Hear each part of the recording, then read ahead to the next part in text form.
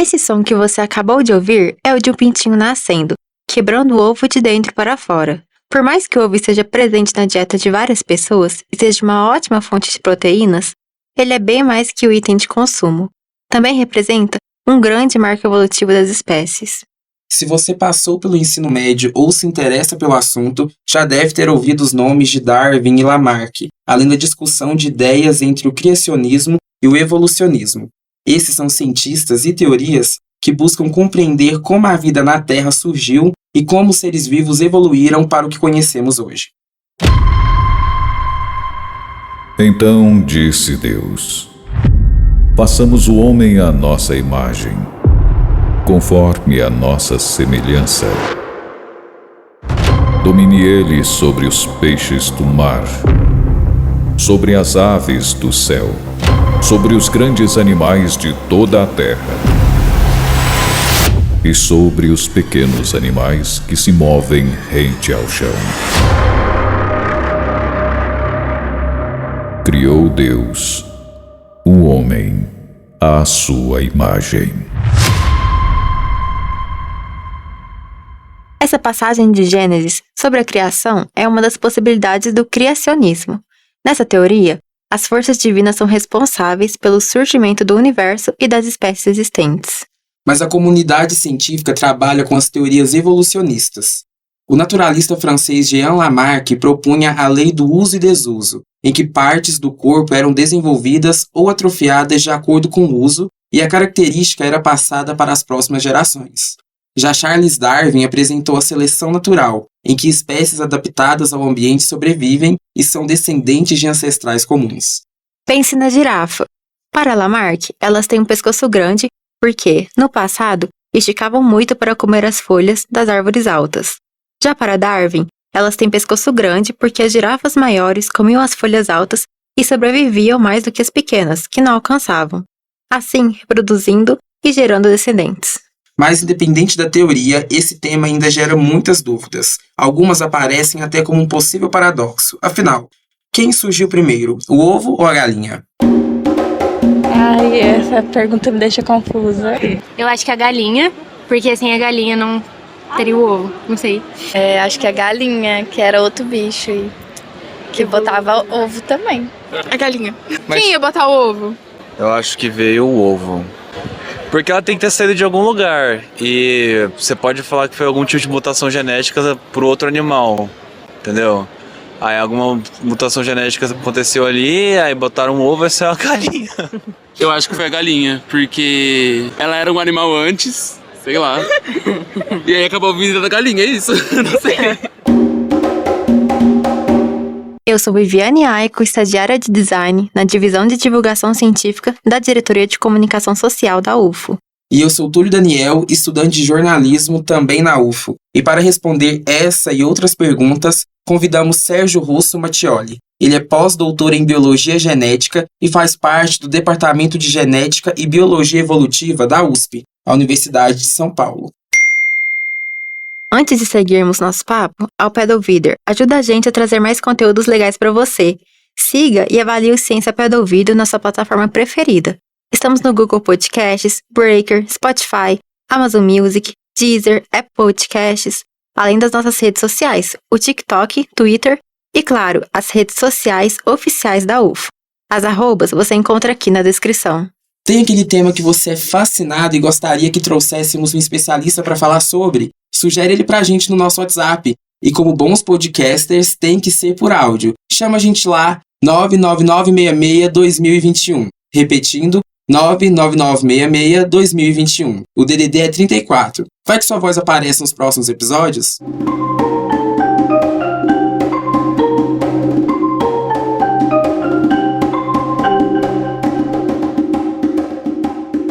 Oi, Sérgio, seja muito bem-vindo ao nosso podcast. Olá a vocês, muito obrigado pelo convite. Podem perguntar as suas ordens. Sérgio, como tema central desse episódio e pergunta que vive sendo feita por aí, responde ou tenta responder pra gente, então, logo para começar, o que veio primeiro, o ovo ou a galinha? Olha, para responder essa pergunta, a gente primeiro precisa de uma definição, tá? Conforme a definição, a resposta é extremamente fácil. Se você define o ovo como a célula ovo, ela aconteceu na evolução muito mais cedo que qualquer galinha. Aliás, qualquer vertebrado. É a célula que resulta da fusão dos gametas, ou seja, a célula ovo nasceu justamente da reprodução sexuada, certo? Então, ela é muito antiga. Tá? O ovo, então, a gente pode considerar como o ovo, na definição mais genérica, como muito mais antigo que todos esses organismos. Agora, se você quiser deixar a situação realmente complicada, você pode mudar a questão como quem veio primeiro, o ovo de galinha ou a galinha? E aí, qual que seria a resposta? Aí é que entra a questão, tá? Porque se você pensa dentro de uma perspectiva de evolução gradual, é muito difícil, em termos populacionais, né? Você tem uma população de uma espécie qualquer, digamos que seria o ancestral imediato da galinha. Dizer exatamente quando apareceu a primeira galinha é uma questão difícil, certo? Porque é um processo contínuo e gradual. Tá? Então, nesse caso, você teria um bicho não galinha que com certeza colocava o ovo, que o ovo é uma condição ancestral muito anterior à da galinha, tá? Que colocou o ovo e daí surgiu a galinha. Então, mesmo se você for pensar assim, o ovo continua sendo um bom candidato. Uhum. Então o ovo ganharia aí 2 pontinhos para ele ao invés da galinha. Isso. Mas assim, se você... Desculpa. Não, pode falar, pode falar. Não, assim, isso é uma visão bastante gradual da evolução. Agora, a gente sabe que a evolução não necessariamente foi sempre gradual. Você pode ter tido ocasiões em que teve uma transformação mais brusca, né? Em que você tem um grande salto evolutivo em um curto espaço de tempo. E nós citamos algumas teorias no início do episódio, Lamarck, Darwin, né? E a gente queria saber quais são as principais teorias, né? E qual é a mais aceita cientificamente. Tá, então deixa eu colocar a situação. Em termos de teorias de evolução, a existência de evolução foi postulada bem antes de Lamarck e Darwin. Vários pesquisadores chegaram a postular que teria parentesco entre os organismos. Se a gente fizer uma análise mais profunda, por exemplo, dos filósofos gregos, eles já tinham uma visão da natureza como resultado de acaso e necessidades. É uma visão de Demócrito, uma visão muito antiga. Remonta a épocas antes de Cristo, com a Grécia clássica. Só que durante muito tempo, né, quando você teve o ocaso das civilizações clássicas, né, você teve a Idade Média e tal, você teve uma influência muito forte do cristianismo. A igreja impedia uma visão diferente daquilo que estaria nas escrituras sagradas deles, entendeu? Todo mundo sabia que qualquer pensamento que se contrapusesse com aquilo que estava escrito na Bíblia seria repudiado imediatamente. E a igreja tinha, nessa época, muito poder. Nós temos relatos de vários cientistas que foram perseguidos, né, até Giordano Bruno, né, que pagou com a própria morte, né, as ideias dele a respeito daquilo que ele achava sobre o universo.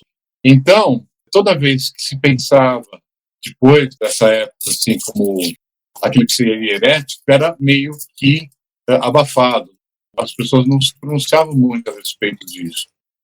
O próprio Leonardo da Vinci, durante a Renascença, ele chegou a postular de que aqueles fósseis que estavam presentes nas montanhas, eles não poderiam ter sido resultados do dilúvio, como era a interpretação da época. Mas ele não formou escola. O Leonardo da Vinci não tinha um monte de seguidores. Ele escreveu isso nos seus cadernos de anotações, que eram escritos de uma forma especial, né? Ele provavelmente usava o espelho para escrever de trás para frente, que é justamente porque alguns dos pensamentos dele eram muito avançados para a época. O próprio avô de Charles Darwin, Erasmus Darwin, tinha a ideia evolucionista, mas a gente sabe hoje, né, que Charles Darwin tinha tido acesso ao livro do avô, né, chamado Zoonomia, que tinha algumas sementes dessas ideias evolucionistas. E você chegou então a citar o dilúvio, a gente poderia achar, ou melhor, a gente poderia dizer que o criacionismo é considerado uma teoria científica? Olha, a ciência, ela tem um procedimento que é próprio. A ciência busca encontrar aquilo que seria verdade através de observações e experimentações. Ela é naturalmente contraposta pela prática religiosa. Enquanto você, na religião, você necessita da fé, da crença, na ciência, você precisa da descrença. Isso é uma coisa muito difícil de que as pessoas entendam, mas quando alguém faz alguma descoberta, propõe uma ideia, essa ideia é lançada para os pares, quer dizer, para as outras pessoas que estão no meio acadêmico, no meio científico, para receber críticas. As teorias que mais fazem a ciência avançar são aquelas que são sujeitas a maior quantidade de críticas. E se elas sobrevivem a essas críticas, elas conseguiram o seu propósito. Agora, mesmo uma teoria, né, quando ela emerge, assim, ela partiu de observação, partiu de hipótese, partiu de experimentações ou observações adicionais, ela começa a formar um corpo teórico. Mas, mesmo assim, você pode, depois, modificar essa teoria ou substituí-la por outra. Um exemplo bastante notável, né, é a mecânica de Newton. Então, quando Newton propôs a mecânica dele, né, para explicar muitos fenômenos físicos, ela ficou uma teoria muito bem estabelecida, até que Einstein depois começou, a partir de algumas discrepâncias com as previsões da mecânica de Newton, ele propôs a teoria da relatividade. Agora, para o propósito geral, por exemplo, todo engenheiro usa basicamente a mecânica de Newton para fazer as coisas, certo? Só em velocidades extremas, próximas da luz, ou coisa assim, que você precisa de modificações relativísticas, certo? Então, a teoria foi, em princípio, a teoria de Newton foi derrubada, mas ela foi substituída pela relatividade, na qual a mecânica newtoniana é um caso particular. Se eu disser para vocês que a teoria da evolução não é mais a de Darwin, né, ela não é mais. Muitas descobertas foram acrescentadas, muitas modificações foram feitas. Por exemplo, Darwin era adepto de modificações graduais, muito lentas, de que as mudanças seriam percebidas só a partir de um longo período de tempo. Só que isso daí não condiz com muita coisa que foi observada. Por exemplo, no registro fóssil, você tem transições muito rápidas. Então, isso é uma das coisas que foi modificada. E ela tem sido modificada ao longo do tempo.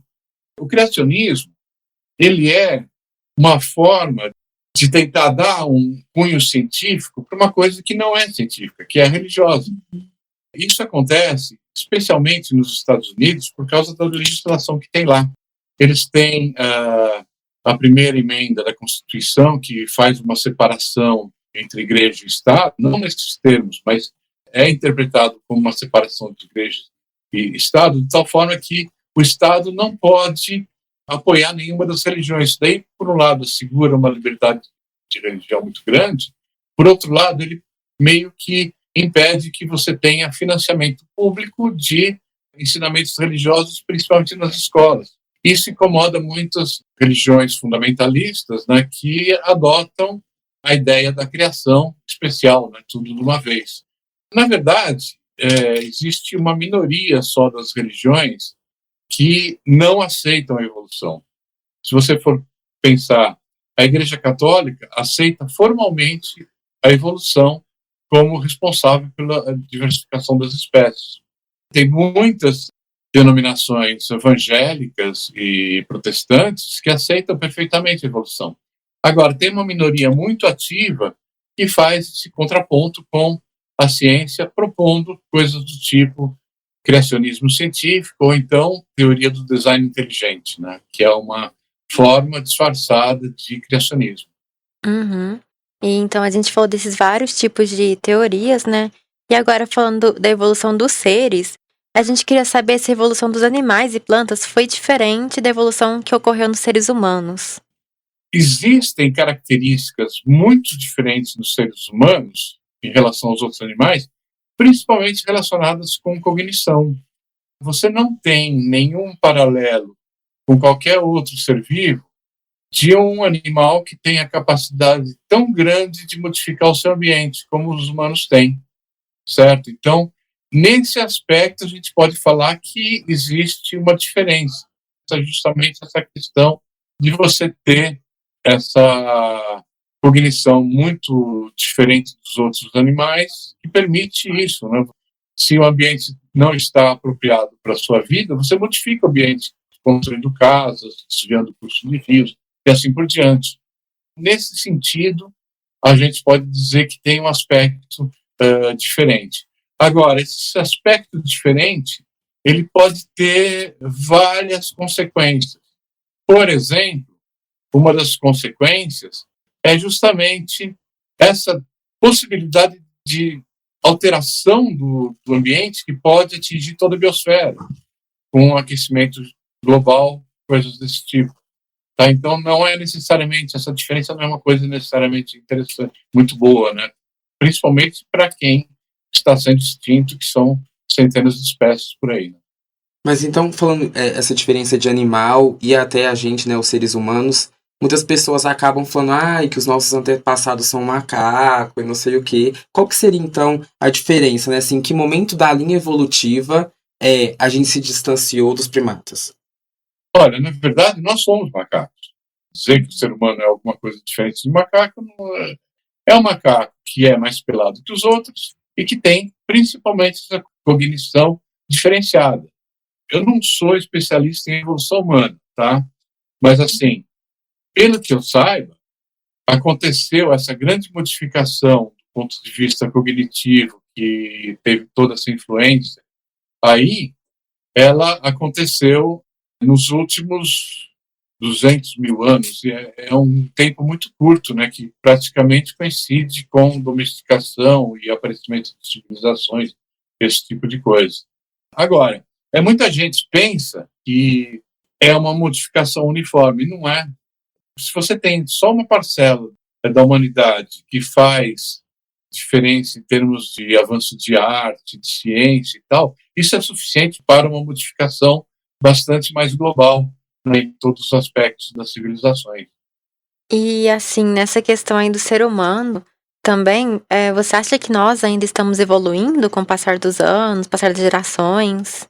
Sim, a evolução é um processo que ele não tem como ser interrompido, porque evolução, ao contrário do senso comum, evolução não significa necessariamente progresso. Evolução significa modificações ao longo do tempo. Existe um processo inerente a todas as populações de seres vivos. Cada geração é um pouco diferente da geração anterior, seja por causa de seleção, quer dizer, tem alguns indivíduos que se reproduzem mais do que os outros, isso porque eles têm alguma característica vantajosa, ou simplesmente existem fenômenos aleatórios que fazem com que haja mudanças ao longo do tempo. Então, seriam mudanças neutras, mas que a gente percebe, por exemplo, quando faz sequenciamento de genomas. A gente sabe que tem pedaços de genoma que vão ter sempre evoluindo. Além do que, o nosso ambiente mudou bastante.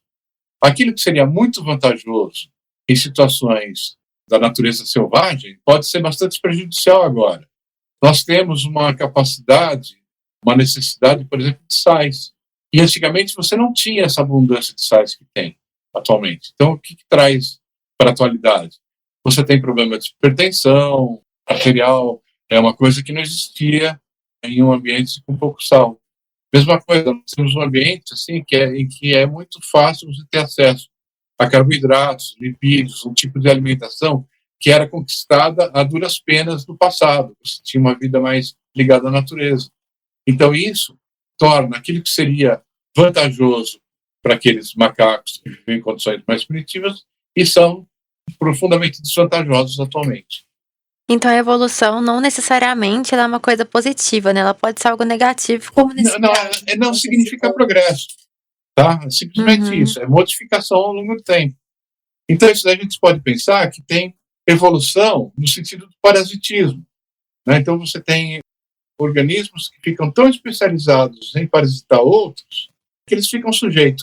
Por exemplo, a extinção. Você tem a extinção do hospedeiro, o parasita fica sem saída se ele só especializou demais naquele hospedeiro. Então, foi uma especialização, foi evolução, mas acabou em extinção. E, então, assim, uma suposição aqui, supondo, né, que aconteça uma extinção em massa, como foi a do meteoro, né? É possível que surjam novas vidas na Terra, uma nova evolução? Olha, o que a gente sabe a partir das grandes extinções do passado, que foram pelo menos as grandes, as maiores foram 5, tá? O que a gente sabe é que a vida é muito resiliente. Ela conseguiu sobreviver, né? Nós temos, assim, candidatos a grandes extinções além daquela do meteoro no fim do Cretáceo. Você tem no fim do Permiano, que foi uma extinção muito abrangente, e um dos candidatos para isso, uma atividade vulcânica muito gigantesca, teria modificado quimicamente a atmosfera de tal forma que a maior parte dos seres vivos teria desaparecido. Mas sobreviveu, uma parte sobreviveu. Então, na verdade, existe uma proposta de que nós estamos passando pela 6ª grande extinção, que é a extinção do antropoceno, que é causada pela gente mesmo. Nós estamos modificando tanto o ambiente que pode ser considerado no futuro como uma situação parecida com as outras grandes extinções, em termos de perda de diversidade. Nós temos uma perda de diversidade muito grande no nível de espécies, mas ainda não chegamos a uma perda de diversidade no nível de famílias ou de outros grandes grupos, né, como aconteceu no passado. Mas não é impossível que a gente chegue nesse nível de extinção. Bom, Sérgio, para a gente já ir terminando, então, conta um pouquinho para a gente sobre a sua linha de pesquisa e sobre seus estudos. Tá. A minha linha de pesquisa, ela sempre foi voltada para a genética evolutiva, a parte de genética quantitativa ligado a isso, e ultimamente eu tenho me dirigido muito para a parte de bioinformática, que é uma coisa que seria a aplicação de computadores e análise de dados biológicos. Isso daí foi necessário, esse contato, para desenvolver projetos de pesquisa, e eu fui estudando, né? Eu comprei o computador em 1985, se eu não me engano, por hobby, né? E acabei usando isso para ensino, para pesquisa, e agora estou até o pescoço lidando com esse tipo de coisa, né? Então, nós acabamos no ano passado, de publicar um livro, Introdução à Bioinformática, fazendo merchan aqui, né? Mas, assim, é sempre computador aplicado a problemas de genética e problemas de genética e evolução. Tá? Então, esse é o grosso da minha linha de pesquisa. É isso então, Sérgio. Muito obrigado pela sua participação aqui, para tentar ajudar a gente a resolver esse paradoxo aí do ovo ou da galinha. Muito obrigado. Espero que tenha ajudado. Espero que não tenha colocado mais confusão do que solução.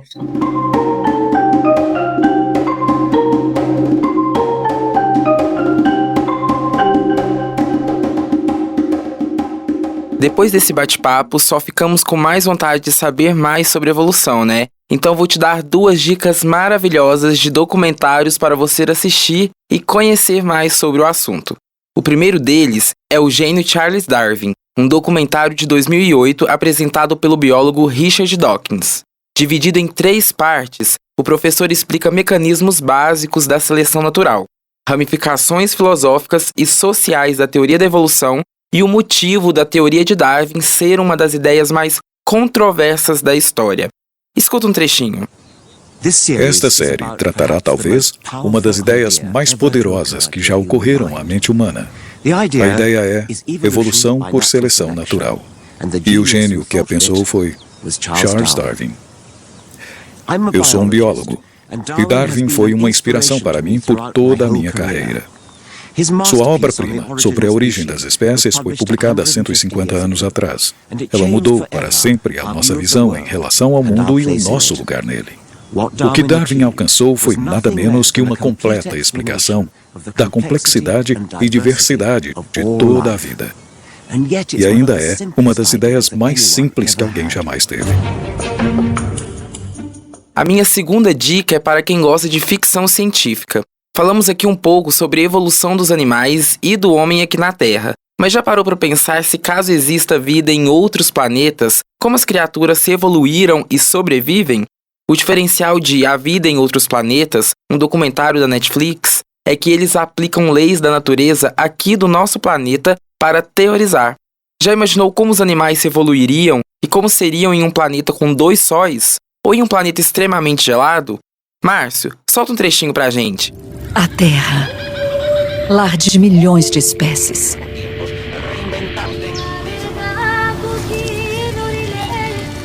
Mas o que há residindo lá fora?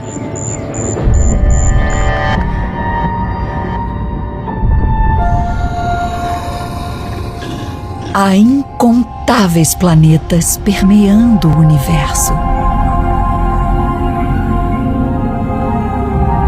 Se a vida existe em apenas uma fração deles, então o universo deve estar vivo.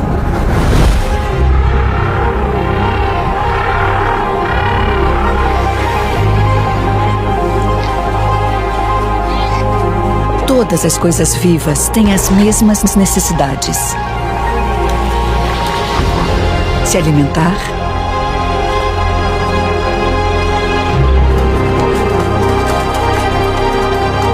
se reproduzir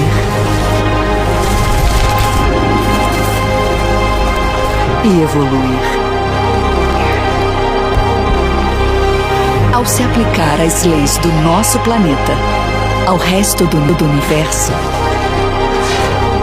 é possível imaginar o que seria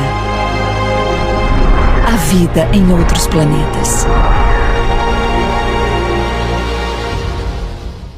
É isso então, pessoal. Muito obrigada a você que nos ouviu até aqui e obrigada a Túlio pela parceria em mais um episódio. Eu que agradeço, Vivi. Se você ainda não ouviu, estamos juntos também no episódio 52 falando sobre música caipira. Dá o play lá depois e aproveita para já se inscrever e assinar na plataforma que nos ouve. E lembre também de seguir e acompanhar o outro podcast da UFO, o UFOcast. Ele acontece todas as quintas ao vivo no canal da UFO no YouTube e fica disponível no Spotify. Um abraço e até a próxima!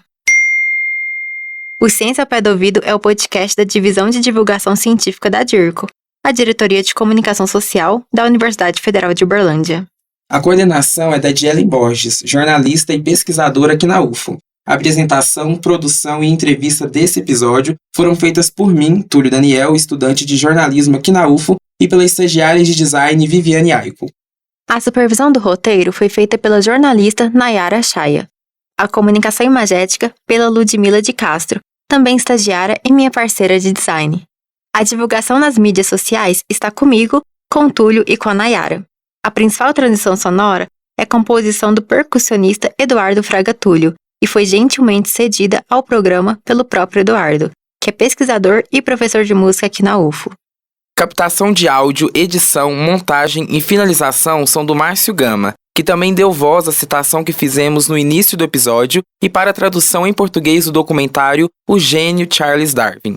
Este episódio usou áudios desse mesmo documentário e também da Netflix. Até semana que vem!